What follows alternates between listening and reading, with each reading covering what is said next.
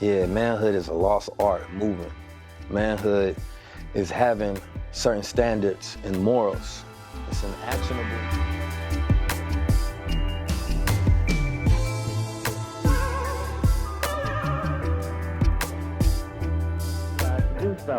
Number one, we wanted power to determine our own destiny.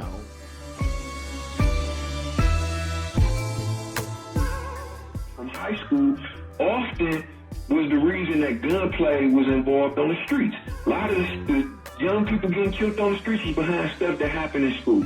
You know what I mean? So a lot of them young people, and the guys will tell you that in almost any of our urban environments, right? It's not just Detroit, Chicago, DC. Like that's how it is, man. Guys be dropping out of school because they scared of them suckers.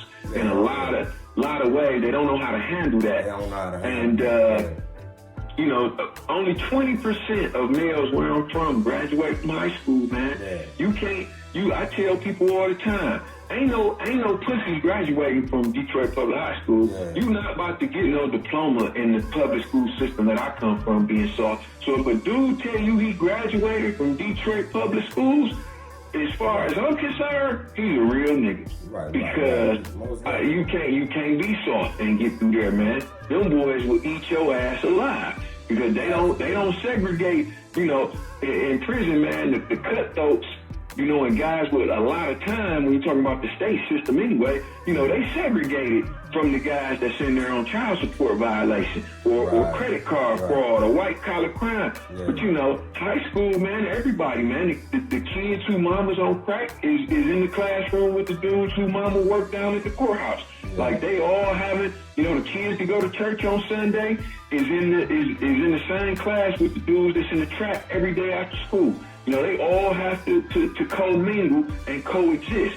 And the people that come from those disadvantaged backgrounds, they tend to prey upon those children that come from decent backgrounds. You know what I mean? That have working parents, so, you know, that's where a lot of that conflict, it be the haves and the have-nots, banging it out, you know, and only the ones that's got a little heart gonna survive it, you know, on both sides. You know what I mean? On both sides. And we have to figure out how we can teach that and how we can encourage brothers and sisters to stand their ground and get their education, you know, and not necessarily resort to violence to do it. Like there's a way that you can do both. You know what I mean? There's a way that you can stand your ground, get your education, and not have to shoot out with dudes after school. There's a way to do it, and we can teach that. I believe we can teach that, but it takes a village. It takes some brothers and sisters that's really active, you know, to get with these kids. You know what I mean? And you know, you gotta have people that are willing to see. When I was real young, and this stopped me, we have to teach these young people this, man, that just because a person talks loud doesn't mean they the most knowledgeable person in the room. It doesn't mean that they the toughest in the room or the realest. Because, you know, it's a primal instinct, right? It goes all the way back to the days of hunter-gatherer. You know, the person that beat their chest and grunted the loudest was automatically looked at as somebody or something that was in a leadership role. You know, the alpha was always boisterous. You know, the alpha always threw his weight around and let his presence be known.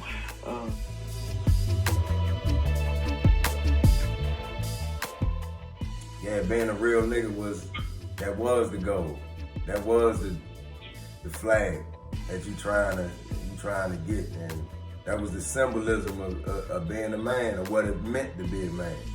And for every boy, I think that's the goal. Like that's what you trying to do. You trying to become a man. You want to become a man as a boy. That's that stage. So you searching for that, your manhood. How do you define your manhood? And a real nigga was the goal.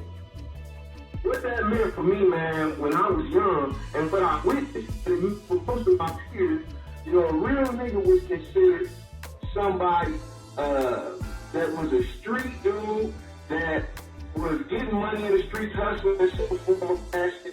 But even bigger than that, he had a propensity for violence. His ability to handle physical altercation and armed combat, armed conflict was high up on the list criteria of what it meant to be a real dude. So not only did you have to be a money getter, you had to be a head buster, and that had to be well known. You know, you had to also be engaged or willing to do things like home invasion, kidnapping, armed robbery, arson. You know, that has to be well known. You know, dudes had to go and understand that if the competition opened up around the corner, around the block, you was gonna burn it down and shoot anybody up that come out the burning house while you was out front of that thing. And that had to be well known. That had to be an established fact. And, you know, if you had a prison stand behind you, then put extras on your realism. You know what I mean? So if you was a money getter, head buster that had done some time, you was a certified G. And to us, and me and my peers, wasn't nothing bigger than that. Yeah. Wasn't nothing bigger than that. So we, from a very early age, we were throwing rocks at the penitentiary. We was chasing that title. We was chasing that label of being a real nigga. And so some of us died trying to get there before we had even started life. You know, a lot of my peers, you know, died when they were still virgins, you know, or had only been with a young lady once or twice, you know, had never been to a prom, hadn't got through the 10th grade, hadn't been sophomores, and had lost their life essentially trying to chase this title. And I just want to talk about a lot has changed since the 1960s, and the black family in America has reflected this change.